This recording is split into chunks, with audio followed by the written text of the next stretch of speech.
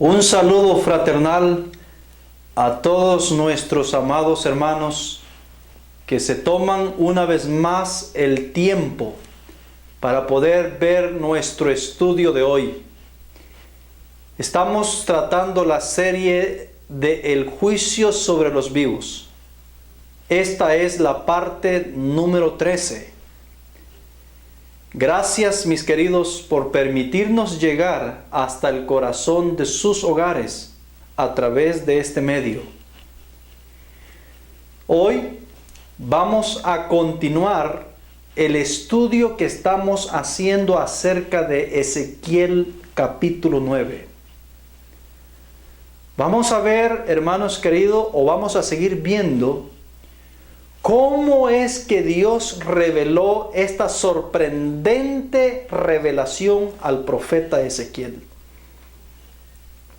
Vamos a continuar analizando qué es o en qué es a lo que a mí como creyente de la fe adventista me afecta lo que se le reveló a Ezequiel hace muchos milenios atrás.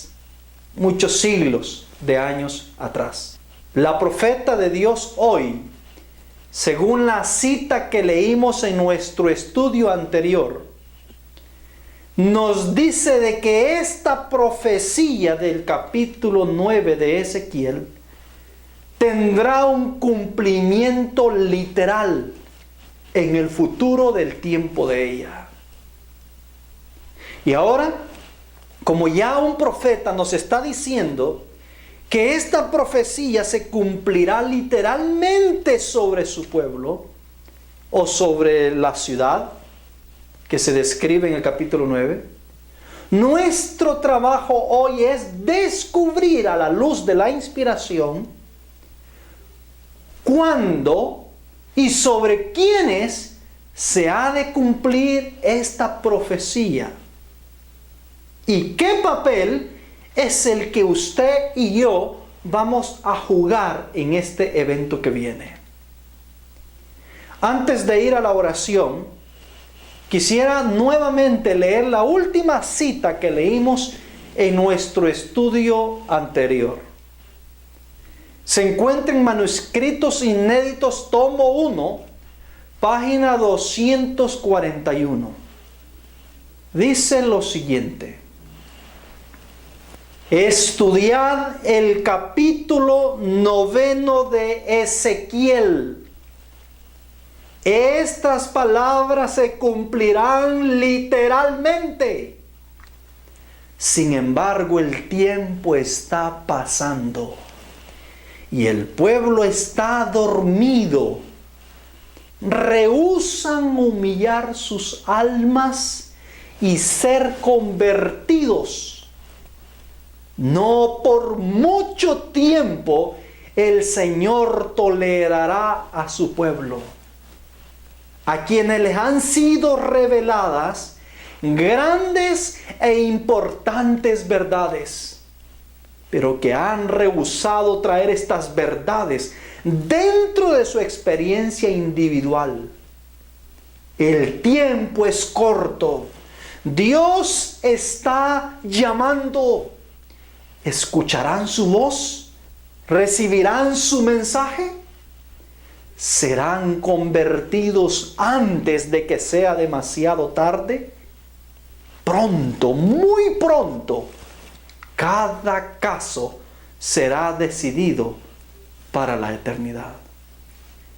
En nuestro estudio anterior analizamos lo que significa este cumplimiento literal que está describiendo aquí la profeta. Un cumplimiento literal que todavía estaba al futuro del tiempo de ella. Hoy vamos a continuar analizando otros puntos que se desprenden de esta cita que hemos leído. Pero antes de analizarlos, invito a que nos arrodillemos y pidamos la dirección del Padre Eterno.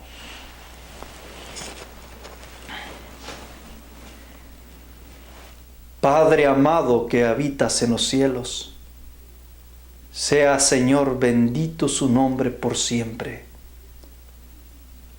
Venimos delante de usted para que sea usted el que sea exaltado en nuestros corazones.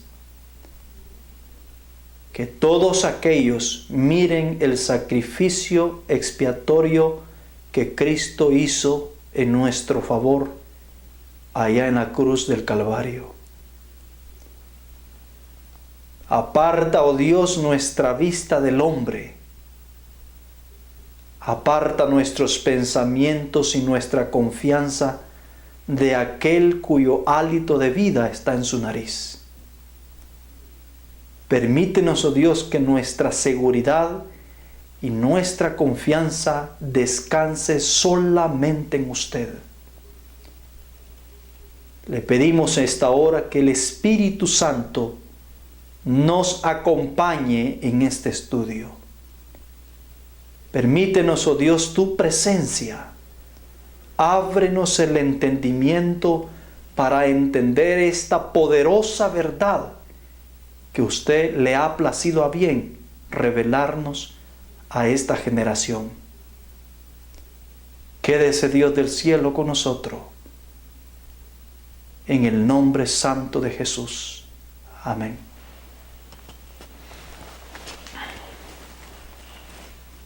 Y nuestra cita recién leída, analizamos que este cumplimiento va a tener un efecto literal sobre su pueblo. Pero la hermana White también advierte de algo.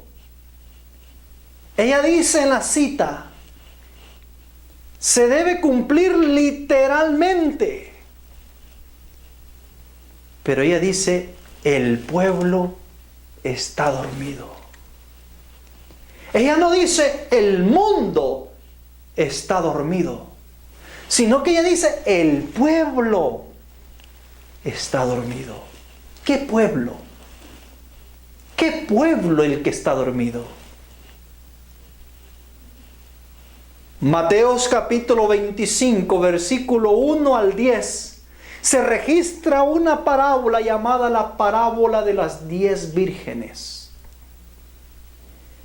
La hermana White, en Palabras de Vida del Gran Maestro, explicándonos la escena de la parábola de las 10 vírgenes, dice que esta parábola de las 10 vírgenes representa la iglesia que estará esperando la venida de Jesús en el último tiempo.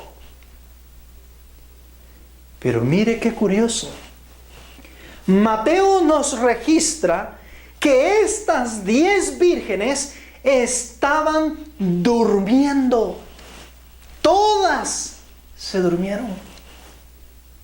Pues bien, estas 10 vírgenes son a lo que la misma autora del libro de Palabras de Vida del Gran Maestro está diciendo que se aplica a nuestra iglesia hoy. Este pueblo dormido que se describe en Ezequiel capítulo 9, de la cual en la cita inspirada nos dice que está dormido, son la iglesia adventista del séptimo día. Dice que se encuentra durmiendo, está dormido. ¿Y sabe qué es lo peor de todo esto? Lo peor de todo esto es que el tiempo está pasando. Y la iglesia, en lugar de despertar y levantarse de esa condición, sigue durmiendo. Por eso es que en Joel capítulo 2, en el versos 1, Dios le dice a Joel, tocad trompeta en Sión y dad alarma a mi santo monte. Tiemblen todos los moradores. ¿Sabe por qué? ¿Por qué hay que tocar trompeta? ¿Por qué hay que darle alarma? Porque la alarma está en el contexto de un sueño, de despertar a alguien para que se levante de ese sueño. La iglesia está durmiendo y hay un juicio esperando. Hay un acontecimiento, hay un evento que se aproxima. Y es el evento de Ezequiel capítulo 9.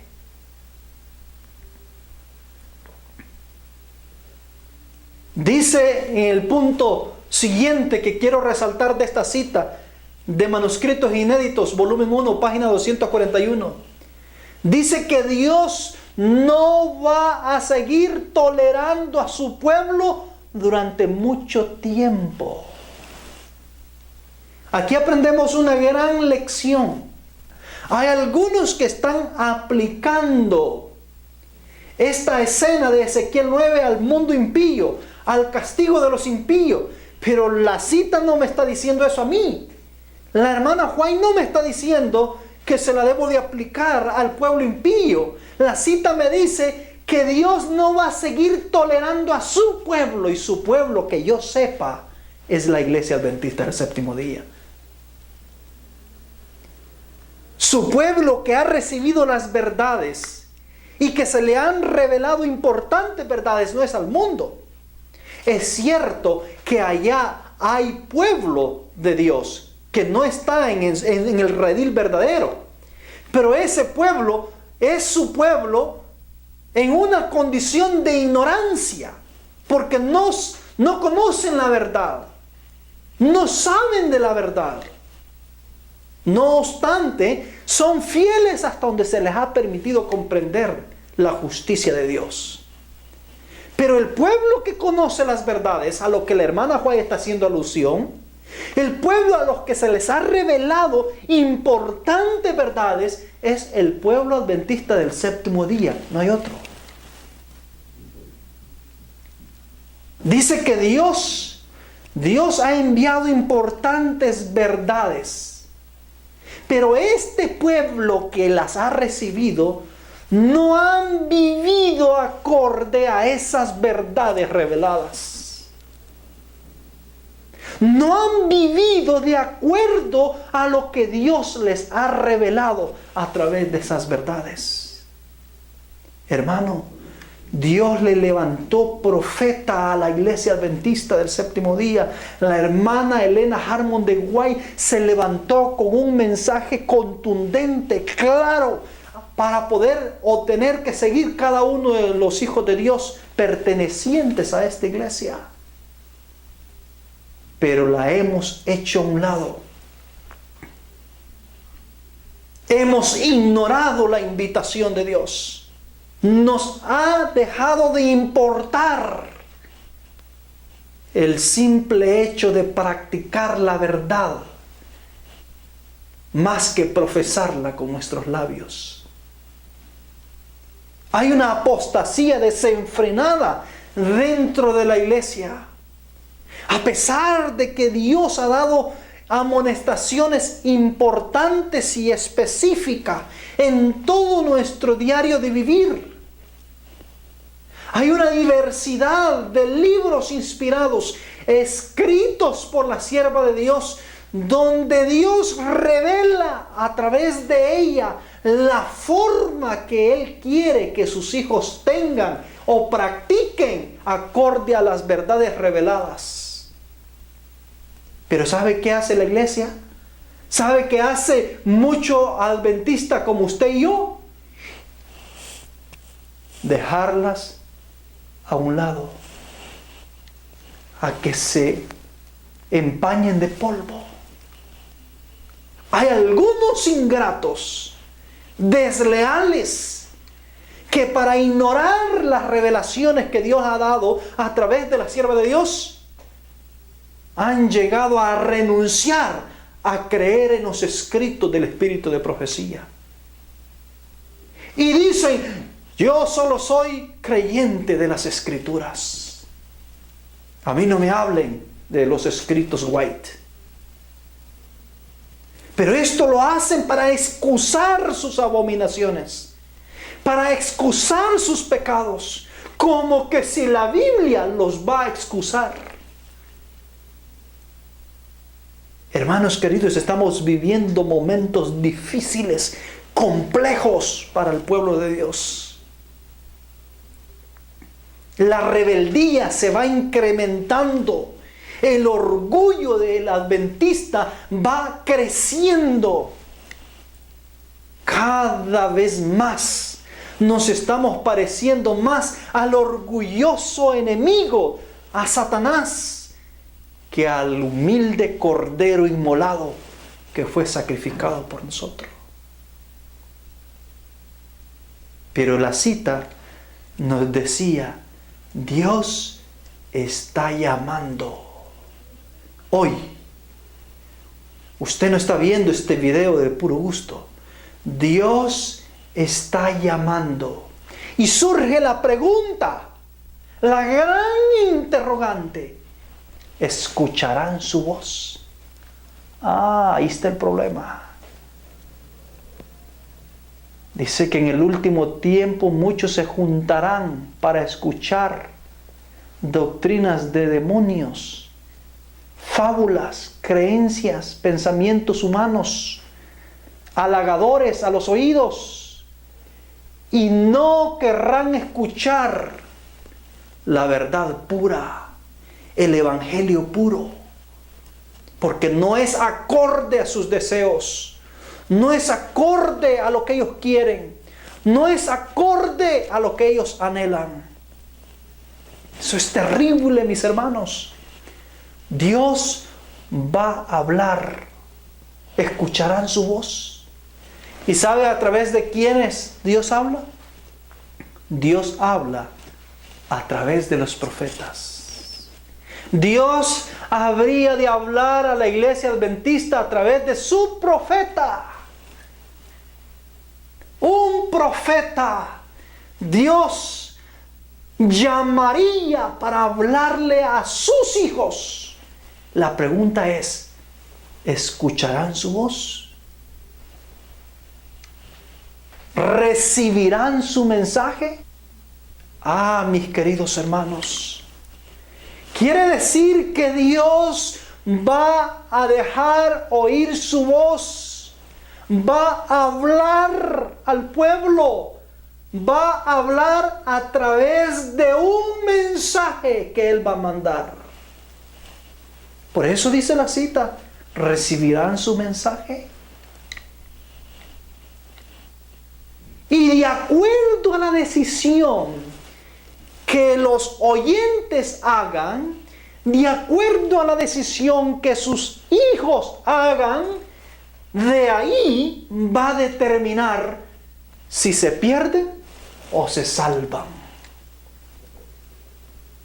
Si ellos escuchan el mensaje que Dios mande y lo hable a través del profeta, si ellos lo escuchan, el llamado de Dios, si ellos empiezan a vivir esas verdades reveladas a través de ese mensaje, entonces el Dios del cielo los va a salvar. Porque ese mensaje los va a despertar de su sueño profundo en la cual han caído. Y aunque Ezequiel 9 se cumpla literalmente, aunque la advertencia que Dios ha dado se cumpla literalmente, Dios va a salvar a aquellos que escucharon ese mensaje. Los que escucharon su voz a través del profeta. Hermanos queridos, los eventos que se van a cumplir literalmente sobre su pueblo son los eventos del sellamiento y de la matanza que se describen en el versículo 4 hasta el versículo 6 de Ezequiel capítulo 9. En los versículos 4, Dios describe un sellamiento que se efectúa. Y en el versículo 5 y 6, Dios describe una matanza que se ejecuta. Una matanza, mis hermanos, sin misericordia. Dios no tendrá misericordia en esta matanza. Va a ser sin misericordia. Ahí así lo dice, no tengáis misericordia. Termina diciendo el verso 5. Y dice el verso 6, matad viejos, jóvenes, vírgenes, niños y mujeres, hasta que no quede ninguno, sin misericordia.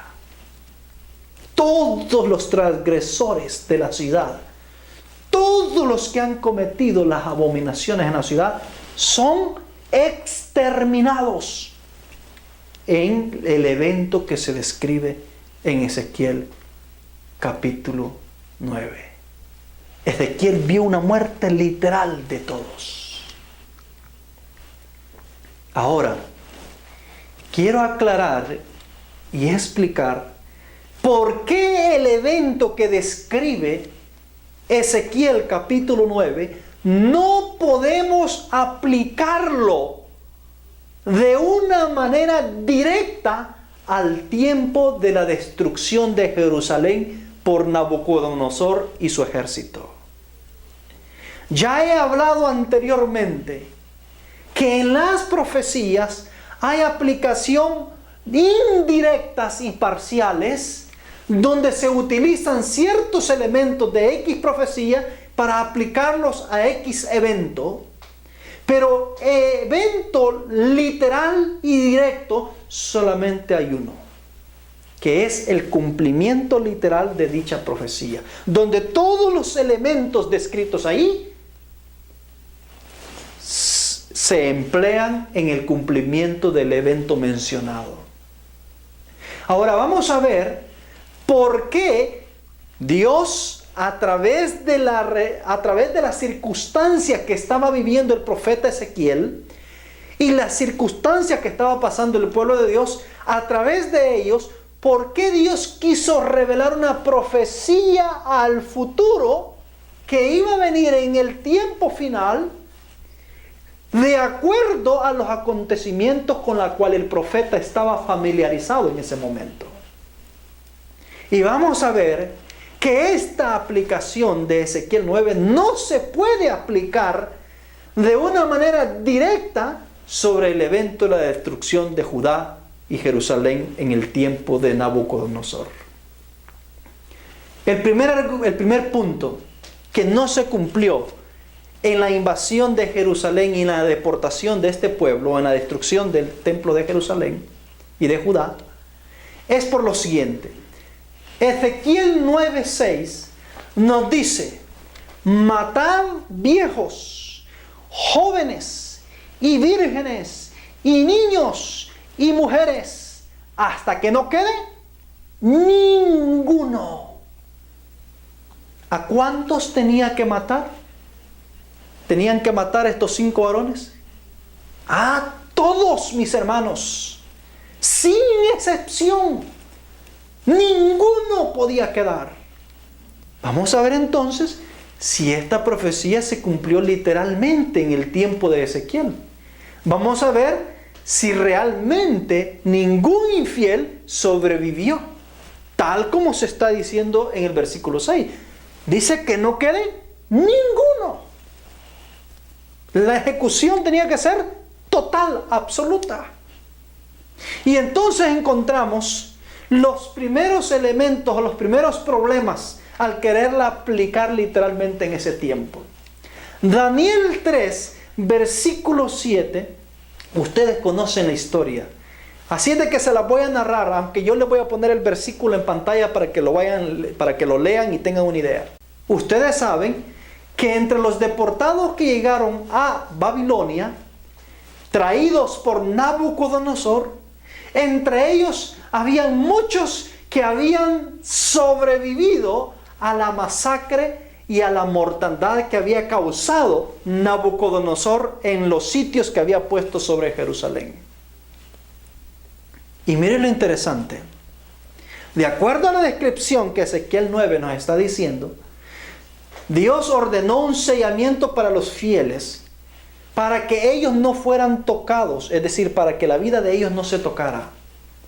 Y que evidentemente al darle la orden a los otros que mataran a todo y que no quedara ninguno, es un indicativo que todos los que no tuvieran la señal tenían que morir. Incluso el profeta Ezequiel se angustió y le dijo al Señor: vas a matar toda la descendencia, todo el remanente de Israel y Judá, derramando tu ira.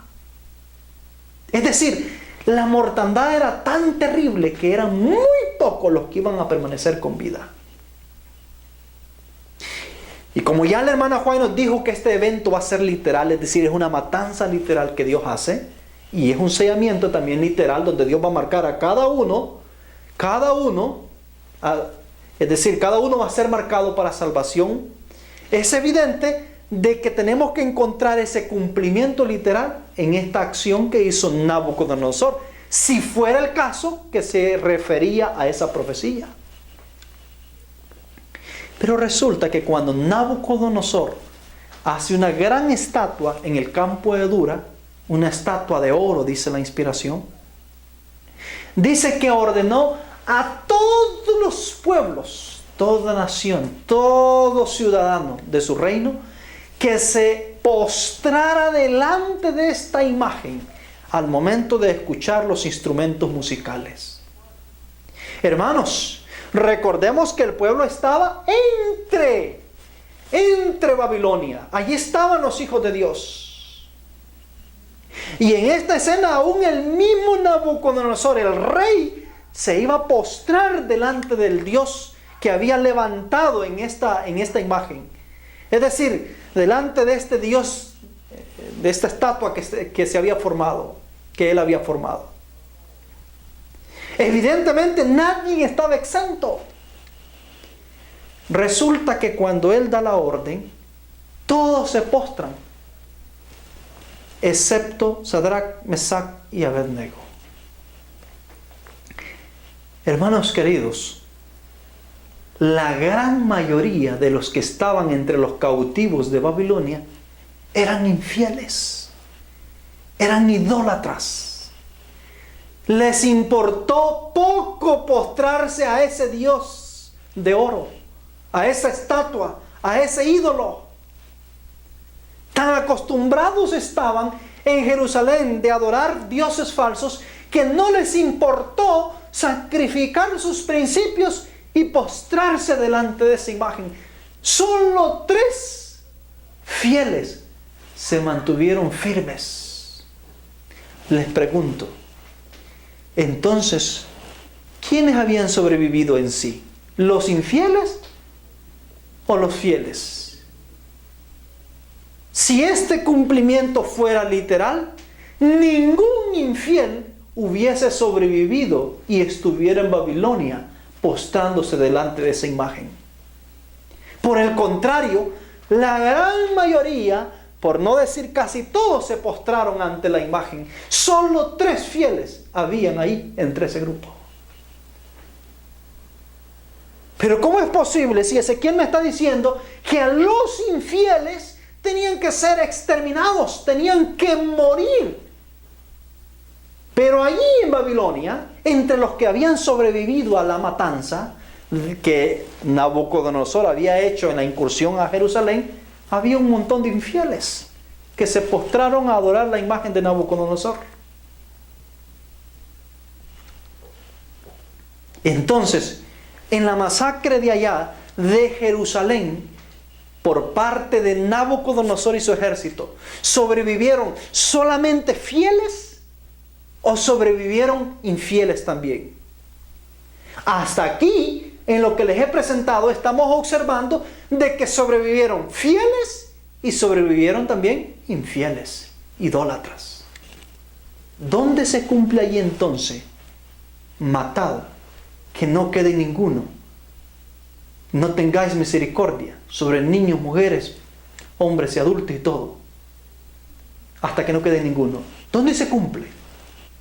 Cuando estamos viendo que los que se libran de la matanza de Nabucodonosor fue una multitud mixta, fieles e infieles, y más infieles que fieles. tenemos otra escena. Vamos a ver ya cuando ya Jerusalén va a ser desalojada. Es decir, cuando Jerusalén va a quedar como desierto. Se quema todo el templo, etc. Entonces vamos a ver qué pasó con el remanente que quedó. A los que Nabucodonosor no se quiso llevar cautivo. A los que dejó allí en la ciudad. O sea, porque lo que queremos saber, lo que queremos ver es si esta profecía la podemos aplicar en el tiempo de Nabucodonosor, en el tiempo de la invasión a Judá, para ver si se cumple ahí literalmente. Entonces, vamos a ir a ver al libro de Jeremías, capítulo 42, del versículo 1 al 4. Vamos a ver qué pasó con los sobrevivientes, con el remanente final que queda después de que se ha destruido todo Jerusalén. Vamos a ver si todos eran fieles. Vamos a ver si todos los que habían quedado eran leales a Dios. Vamos a verlo. Dice Jeremías 42, 1 al 4. Y vinieron todos los capitanes de la gente de guerra, y Johanán, hijo de Carea, y de Jezanías, hijo de Osaías, y todo el pueblo desde el menor hasta el mayor. Y dijeron al profeta Jeremías: sea acepta nuestra súplica delante de ti, y ora por nosotros al Señor tu Dios, por todo este remanente, pues de muchos hemos quedado unos pocos, como nos ven tus ojos, para que el Señor tu Dios nos enseñe camino por donde vayamos y lo que hemos de hacer.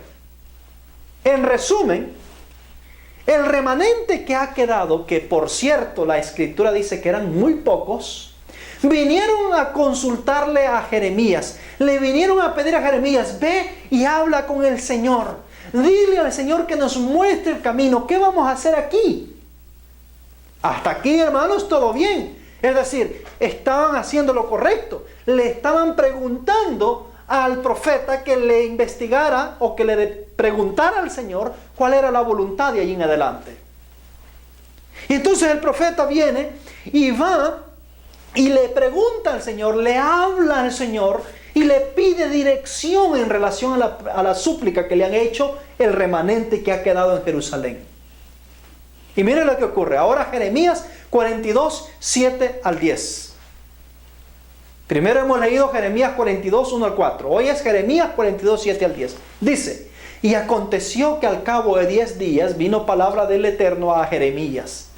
Y llamó a Johanán, hijo de Carea, y a todos los capitanes de la gente de guerra que con él estaban, y a todo el pueblo desde el menor hasta el mayor. Y les dijo: así dice el Señor Dios de Israel, el cual me enviasteis para presentar vuestras súplicas delante de él. Si os quedareis quietos en esta tierra, os edificaré y no os destruiré. Os plantaré y no os arrancaré, porque arrepentido estoy del mal que os he hecho.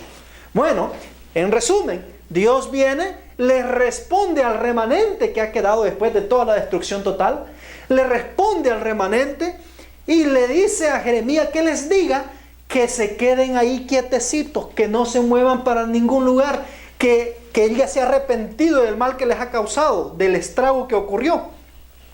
Que Dios los va a bendecir si permanecen en Jerusalén, que la reconstruyan o que vivan sometidos al rey de Babilonia, ahí en ese lugar.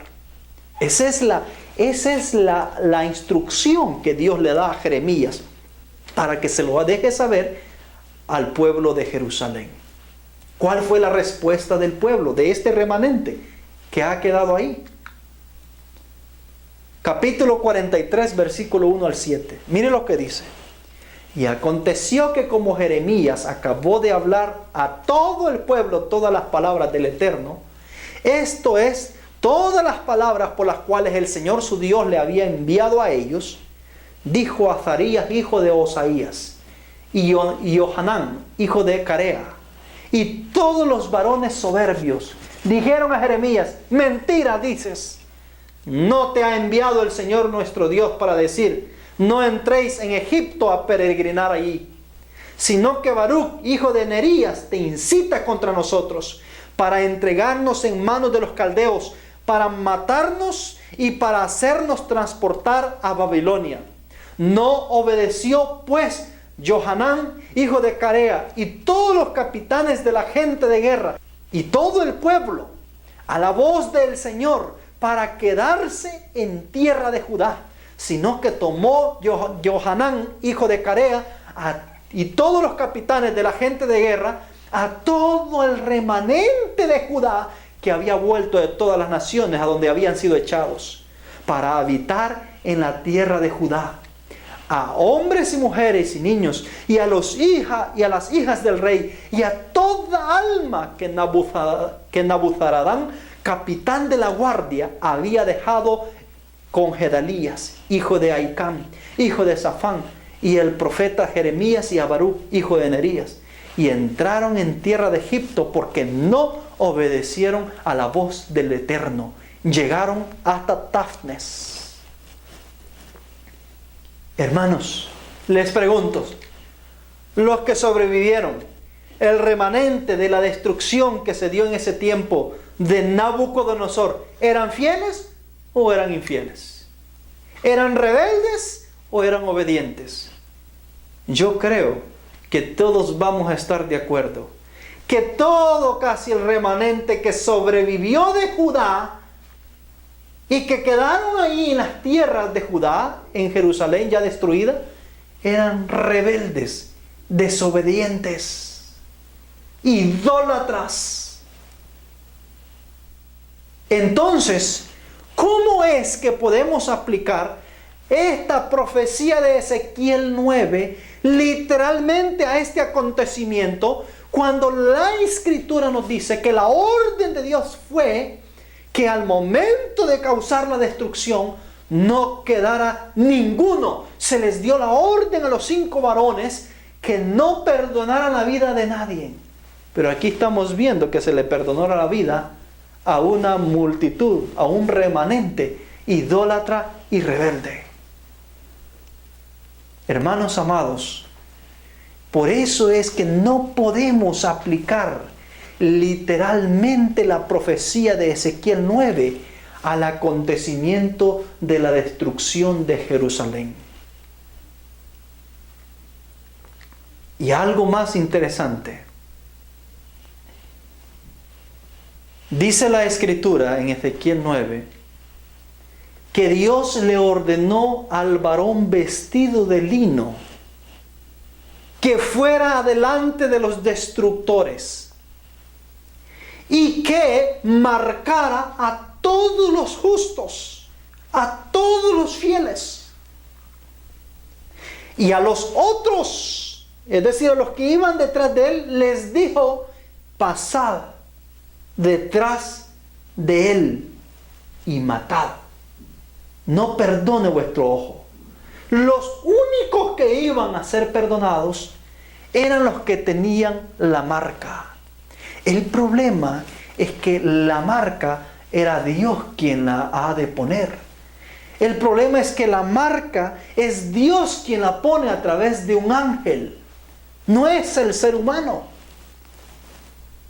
Y evidentemente, como vamos a ver más adelante, los que van detrás de este que va marcando deben tener la capacidad de discernir y de ver quién tiene la marca y quién no la tiene, para que así ellos puedan eliminar solamente al que no tiene la marca. Ahora la pregunta es: Nabucodonosor y su ejército ¿tenían la capacidad para poder discernir entre quién tenía la marca y quién no tenía la marca?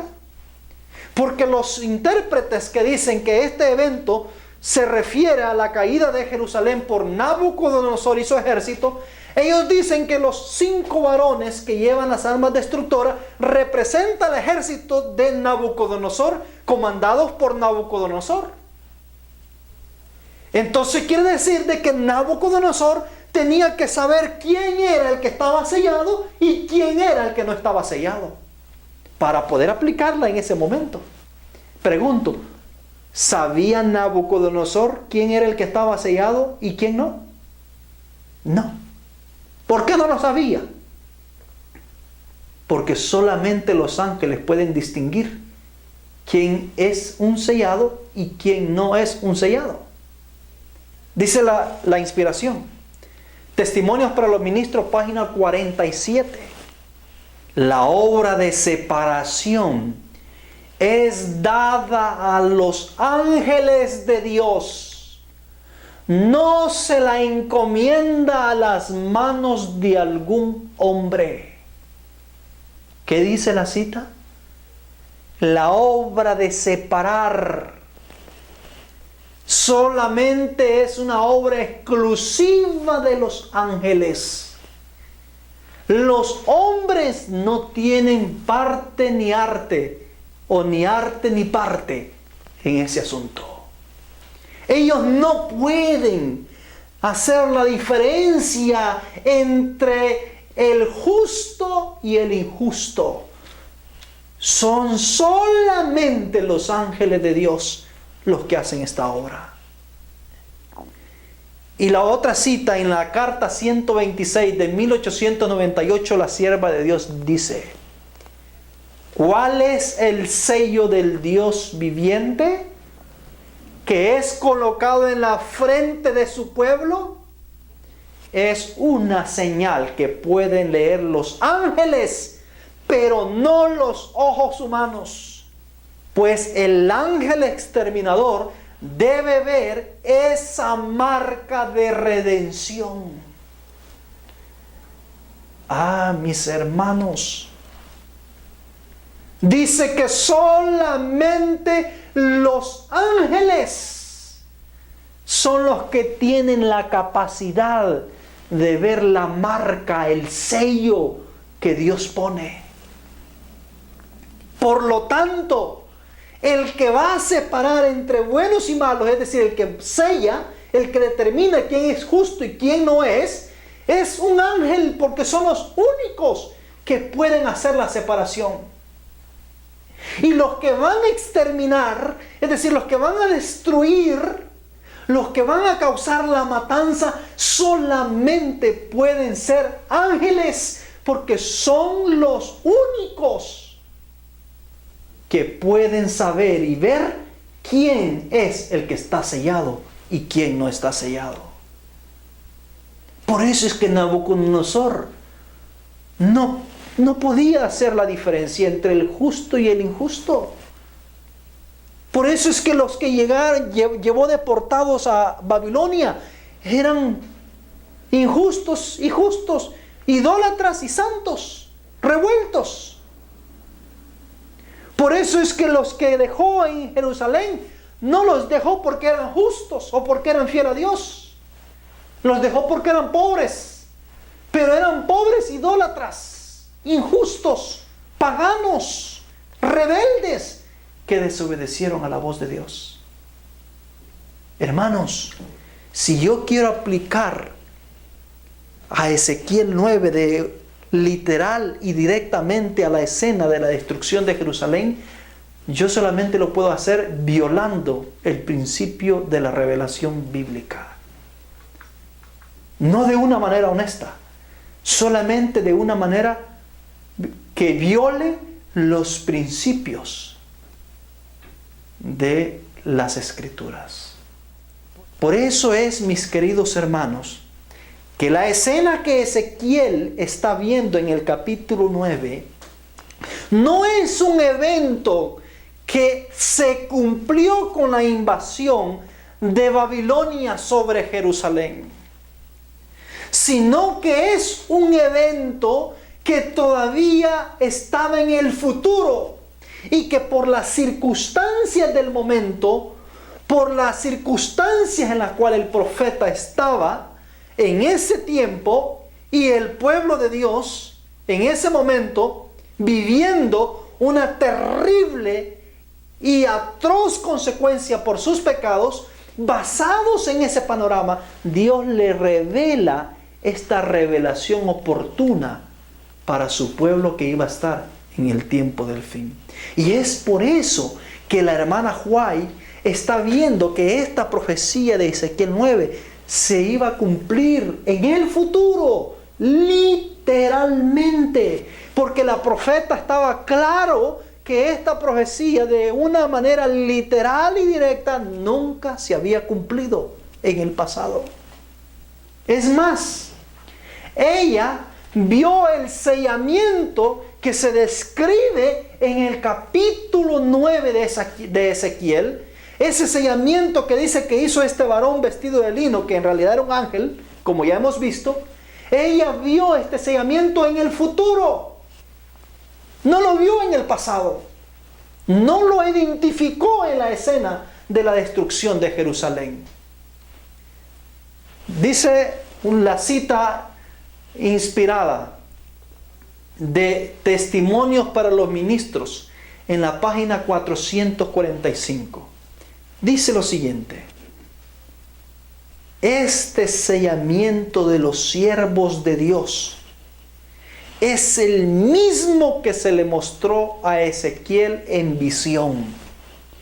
Juan también fue testigo de esta terrible revelación.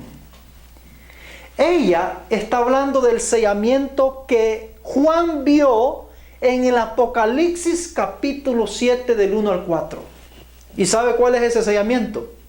El sellamiento de los 144,000. Que es el único sellamiento, dicho sea de paso, que a Juan se le presentó. El sellamiento que Juan está viendo de los siervos de Dios en Apocalipsis 7, con el sellamiento que se le presentó a Ezequiel, y puesto que el único capítulo que habla de un sellamiento es el capítulo 9 en Ezequiel, es evidente que a ese sellamiento se está refiriendo.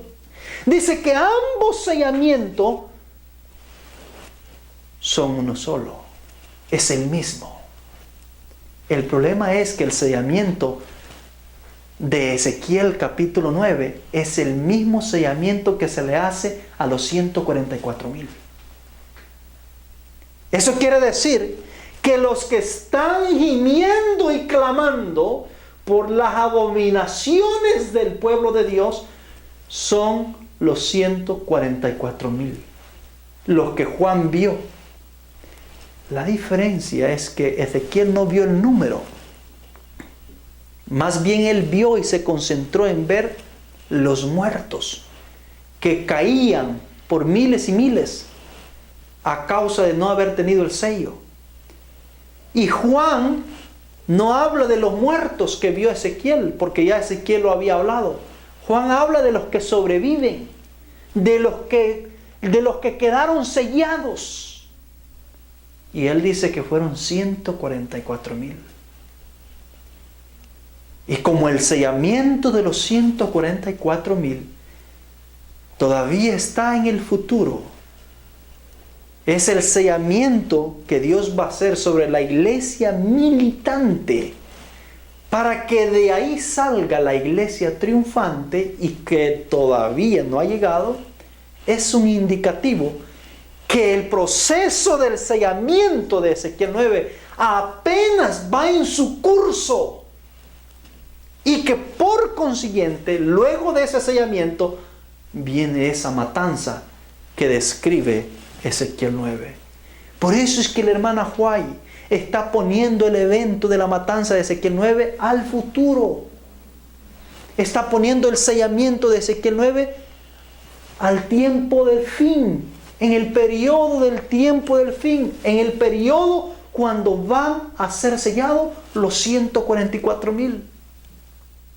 Cuán maravilloso es Dios, cuán grande es su misericordia, justo y misericordioso, que Dios ha hablado,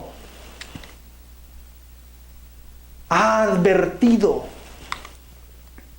Viene un acontecimiento. Estudiemos el capítulo 9 de Ezequiel. Hermanos queridos, préstele atención a ese capítulo.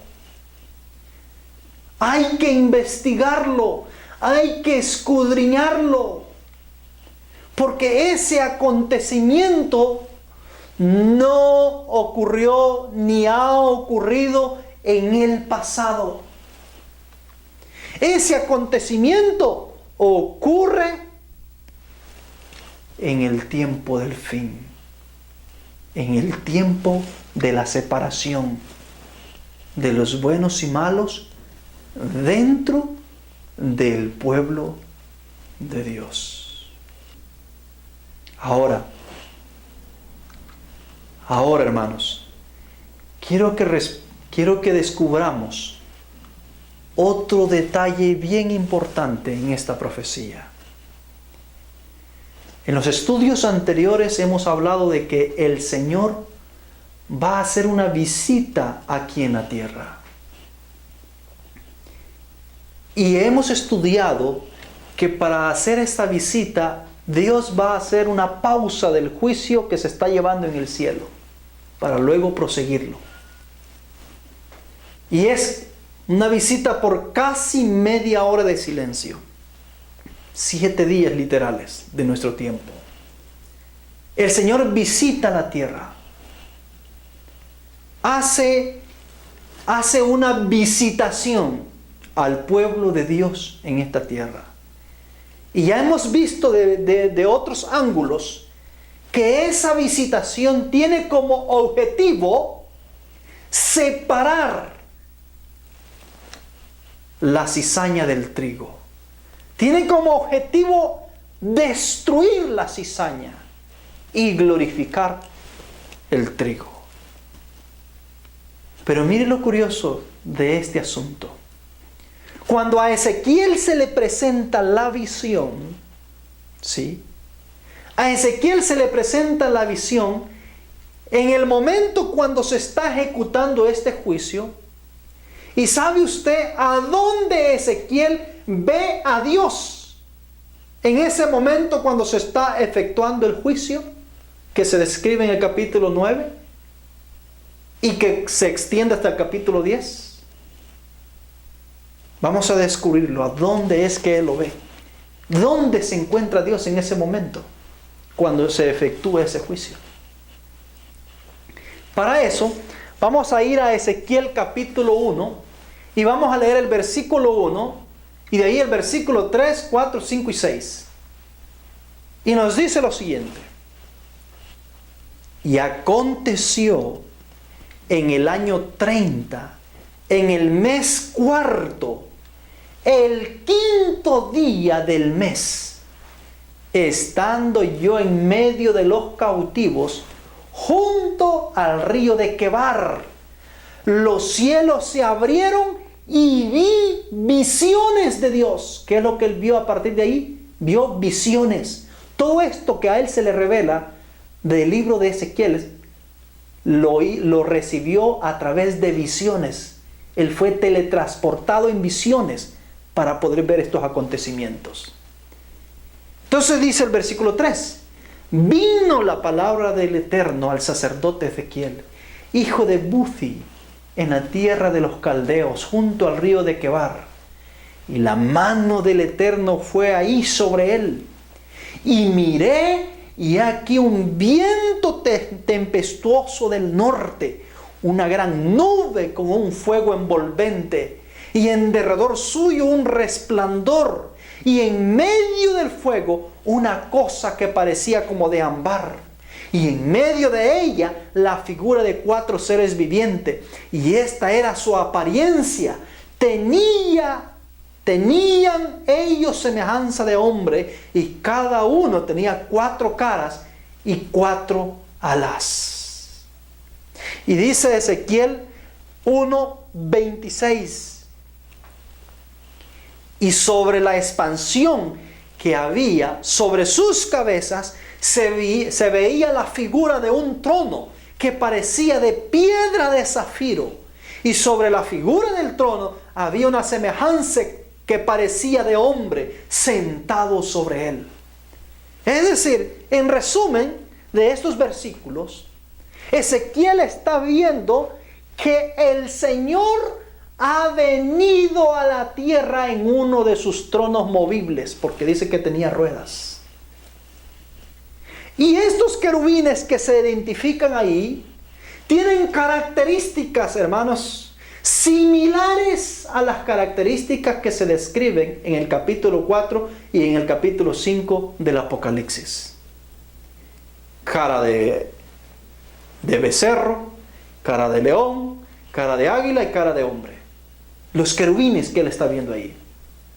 Esto nos indica que este es un acontecimiento que ocurre en el mismo periodo cuando se está desarrollando ese juicio que se describe en el Apocalipsis capítulo 4 y el capítulo 5, del cual ya hemos estudiado.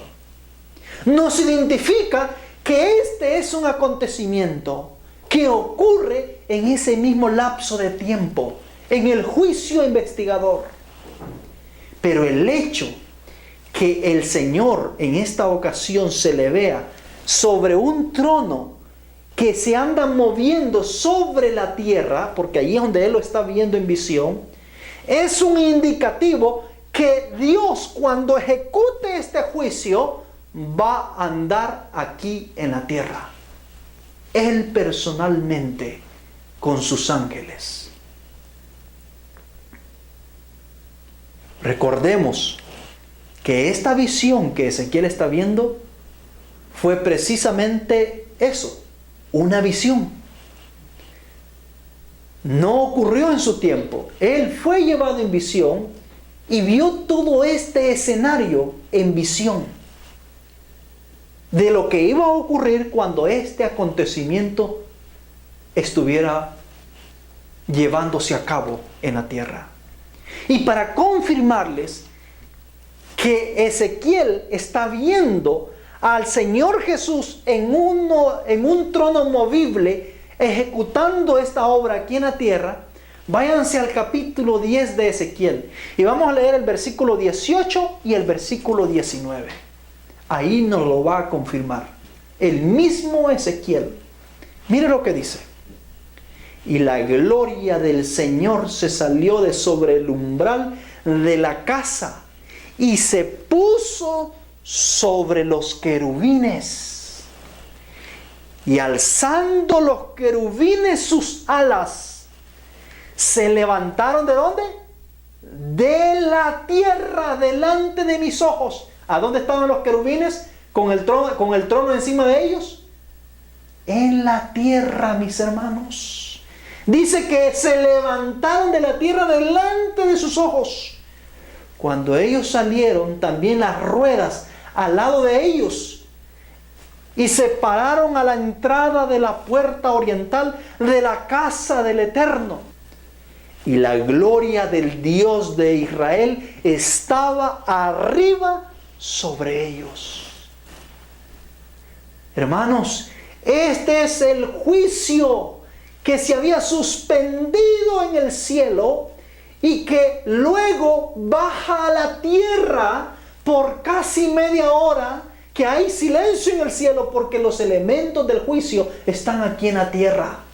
Jesús ha bajado, Dios ha bajado para poder efectuar un juicio sobre la Jerusalén que está aquí en la tierra en el momento cuando este evento ocurre. Es decir, esa gloria que se quitó de la casa de Dios de Jerusalén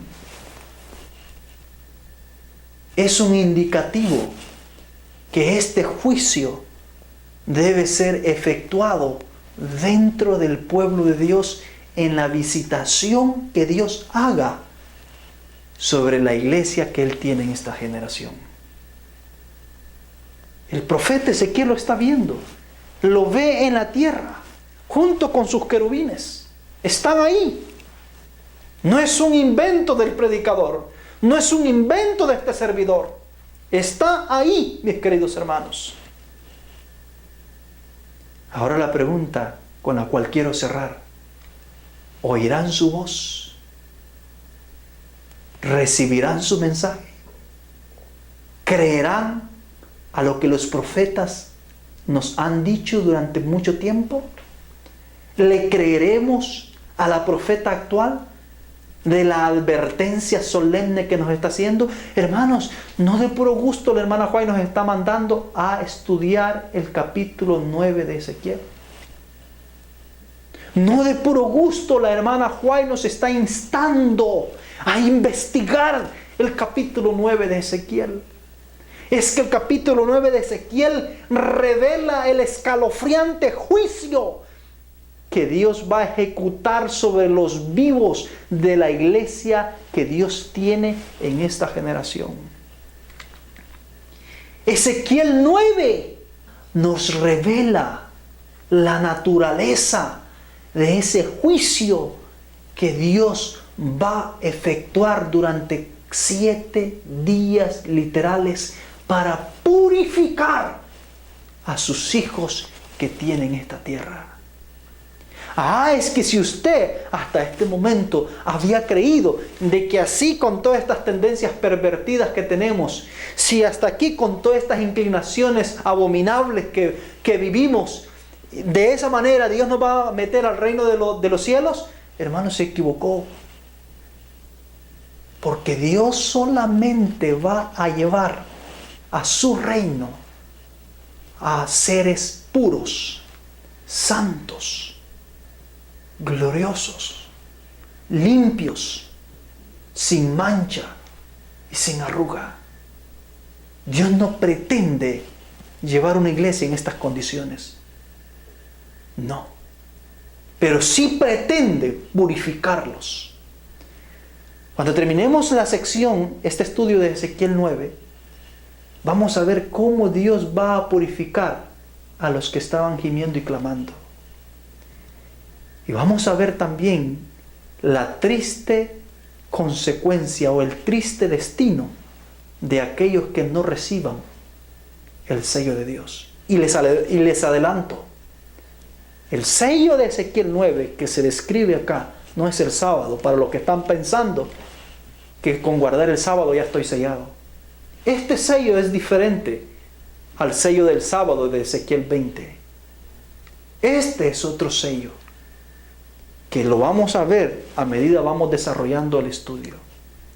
Hermanos queridos, no se pierda nuestro próximo estudio. Esto es un asunto de vida o muerte para usted. De aquí van a depender muchas decisiones. Usted deberá tomar una decisión, ya sea en favor o en contra de Dios. Mi deber aquí no es convencerlo a usted. Mi deber aquí es exponerle lo que Dios me ha permitido conocer y saber. Pero queda en sus manos si usted lo toma o lo deja. Pero Dios quiera, y oro al Señor para que todos lo tomemos y todos podamos recibir ese sello, la marca de redención. En nuestro próximo estudio vamos a ver, porque ya hasta aquí hemos visto que esta destrucción es literal, esta matanza es literal, este sellamiento es literal, Dios lo va a efectuar con sus ángeles. Hemos visto que este evento no se cumplió en la destrucción de Jerusalén por Nabucodonosor y su ejército. Hemos visto de que todos estos acontecimientos nunca han ocurrido en la historia y que la hermana Juárez los está poniendo al futuro. Un cumplimiento futuro. También ubica el sellamiento al futuro. Y si hasta aquí usted ya se convenció y ya creyó en lo que los profetas han dicho, existe la probabilidad de que algunos todavía piensen de que este juicio se va a cumplir en las 7 plagas postreras. En nuestro próximo estudio vamos a probar a la luz de la Escritura y de la inspiración que el juicio de Ezequiel 9 no se cumple con las 7 postreras plagas, sino antes de ese tiempo. Es más, antes que el tiempo de gracia se cierre para el mundo. Si usted quiere saber más de este juicio y quiere conocer a profundidad esta impresionante revelación, no falte en nuestro próximo estudio. Que el Señor me lo bendiga, mi querido. Vamos a orar.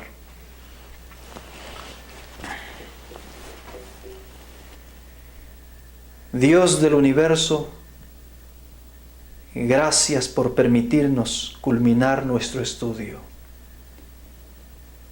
Oramos, oh Dios, para que el Espíritu Santo pueda obrar en la mente y en el corazón de todos aquellos sinceros hijos suyos. Le pedimos, oh Dios, que la presencia del Espíritu Santo continúe haciendo su obra en el corazón de aquellas almas sinceras. Quédese, oh Dios, con nosotros. Acompáñenos. Sosténganos en el poder de su fuerza. Todo esto, Señor, se lo pedimos y le suplicamos misericordia. Ayúdanos a sobrevivir al juicio que viene. Danos fuerza para mantenernos de parte de la verdad, aun cuando el cielo y la tierra se desplomen. Oh Dios del universo, oye nuestra súplica y nuestro clamor. Te lo suplicamos en el nombre santo de Cristo Jesús. Amén.